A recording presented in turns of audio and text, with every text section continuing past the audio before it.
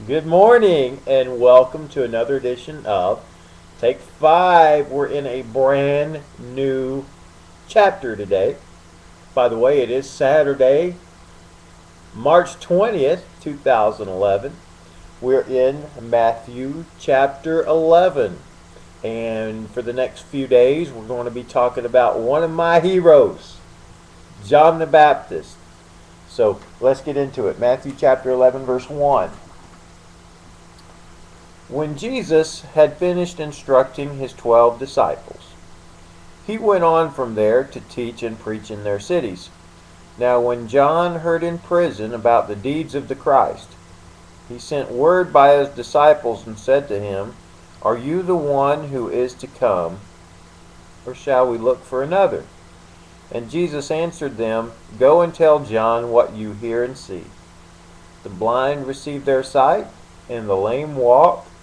Lepers are cleansed, and the deaf hear, and the dead are raised up, and the poor have good news preached to them, and blessed is the one who is not offended by me."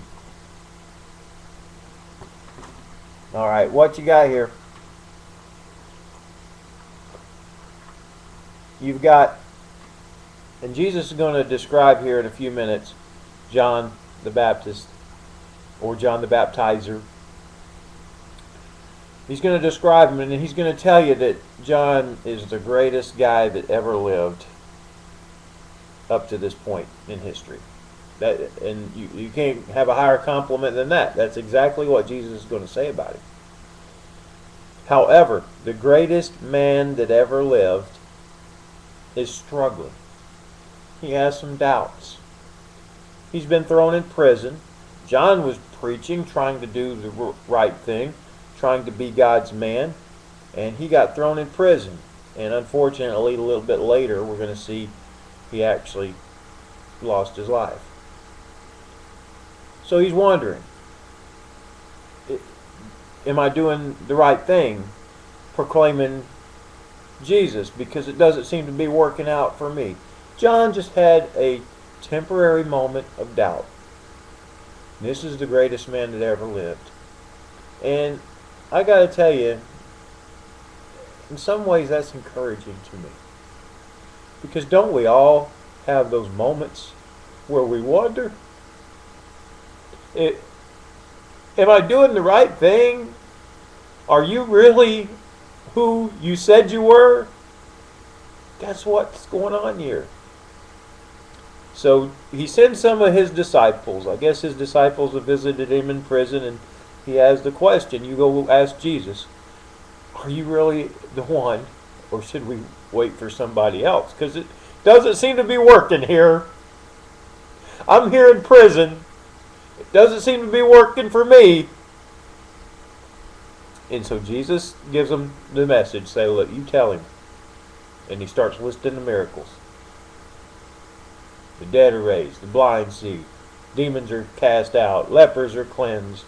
Paralytics are healed. All the miracles. Blessed is the one who does not fall away on account of me.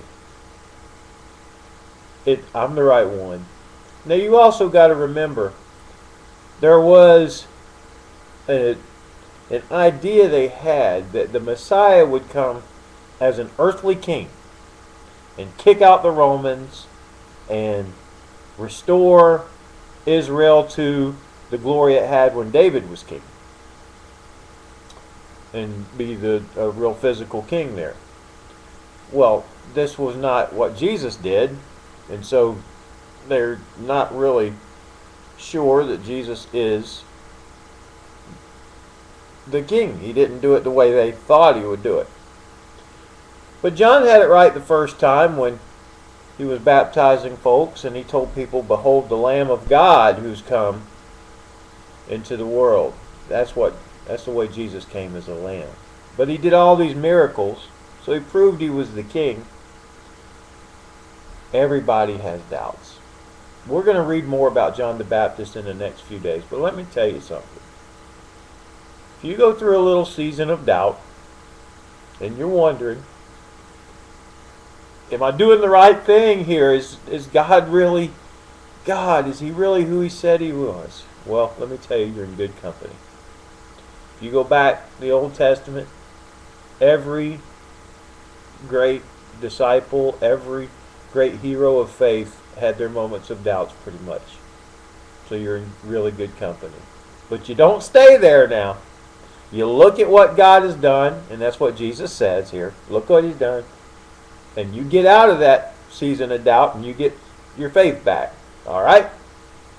But if you're going through it, I've certainly gone through it. You're in great company. Greatest man ever lived did too. Enough for today. Come back tomorrow. We're going to learn more about one of my all-time heroes, John the Baptist, on tomorrow's edition of Take 5.